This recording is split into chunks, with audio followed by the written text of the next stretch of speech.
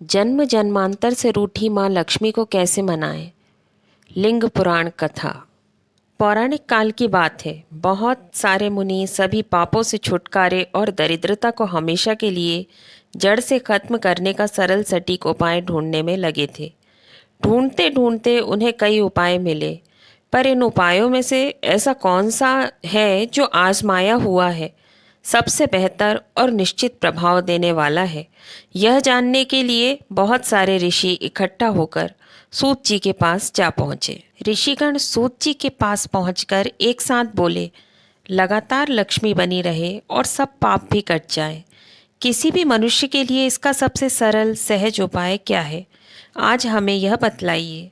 सूत जी बोले, सब शास्त्रों ग्रंथों का मंथन कर और बार बार विचार कर मैं जिस फैसले पर पहुंचा हूँ उसे सुनो। अगर कोई खाते पीते सोते जागते आँख मीचते खोलते चलते आराम करते भगवान का नाम जपता रहे तो सभी पापों से छूट जाता है। ऐसे मनुष्य से लक्ष्मी जी इस कदर खुश होती हैं कि दुस्सह पत्नी दरिद्रा को उस व्यक्ति को छोड़कर भागना ही पड़ता है। नाम जपने के लिए 12 अक्षर वाला मंत्र ओम नमो भगवते वासुदेवाय ही सबसे उत्तम है। जो लोग जनेऊ या यज्ञोपवीत पहनते हैं उन्हें चाहिए कि वे पहले ओम लगाएं, जबकि जो जनेऊ नहीं पहनते वे पहले श्री लगाकर यह मंत्र जपें। यह अचूक असर वाला मंत्र है। आप लोगों को इस मंत्र जप के प्रभाव से जुड़ी एक कथा भी सुनाता हूँ, ध्यान से सुनिए। एक ब्राह्मण की कोई संतान ना थी। कठिन तपस्या और लगातार प्रार्थना के बाद एक बेटा पैदा हुआ। ब्राह्मण ने उसका नाम ऐत्रेय रखा।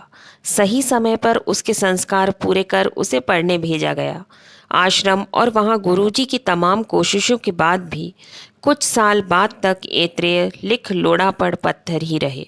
इसके बाद पिता उसे पढ़ाने बैठे, किंतु बच्चे की जीभ ही नहीं हिलती, वह कुछ बोल ही नहीं पाता था। ऐत्रेय की जीभ केवल ओम नमो भगवते वासुदेवाय बस इस मंत्र को ही बोल पाती थी। इसके अलावा उसकी जीभ से और कोई शब्द ही ना निकलता, ना कोई बोल फूटते। पिता पढ़ाकर थक गए। निराश होकर उसके पिता ने दूसरा विवाह किया। नई पत्नी से 4 बेटे हुए। वे चारों वेदों के बड़े जानकार और विद्वान हुए। अपनी इस काबिलियत के बल पर उन्होंने कमाकर धन दौलत से घर भर दिया।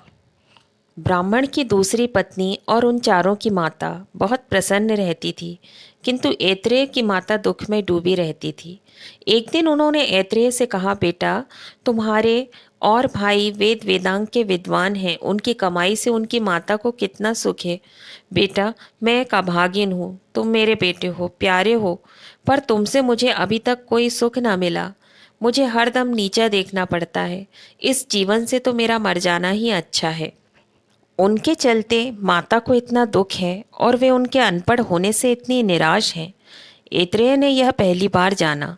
माता को ढाढ़स बंधाते हुए ऐत्रेय ने कहा, आज ही मैं तुम्हारे लिए बहुत सा धन लेकर आऊँगा। इतना कहकर ऐत्रेय एक यज्ञ मंडल में चले गए। जाने क्या हुआ कि ऐत्रेय के यज्ञ मंडल में पहुँचते ही वेदी के पास बैठे यज्ञ करते वैदिक यज्ञ के मंत्र ही भूल गए। उन्हें एक भी मंत्र याद नहीं आ रहा था। वे सभी बहुत असमंजस में पड़ गए। ऐत्रेय ने वहां पहुंचकर उनसे कुछ पूछना चाहा तो हमेशा की तरह मुंह से ओम नमो भगवते वासुदेवाय मंत्र का साफ उच्चारण गूंज उठा।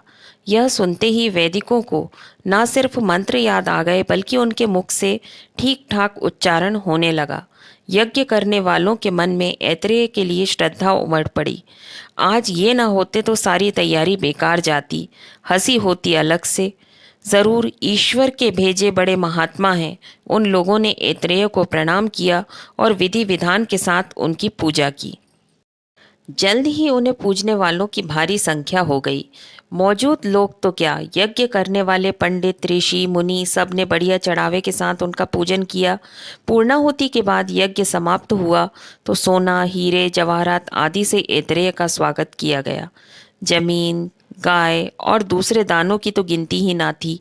ऐत्रेय ने सब धन माता के चरणों की झोली में डाल दिया। देवताओं द्वारा बरसाए गए फूलों से सारा वातावरण सुगंधित हो उठा। ऐतरेय के पूर्व जन्म के सारे पाप कट गए और जीवन भर लक्ष्मी की कृपा बनी रही। 12 अक्षरों वाला यह द्वादशाक्षर मंत्र का जप सचमुच बहुत प्रभावशाली है। हरे कृष्णा। ओम नमो भगवते वासुदेवाय।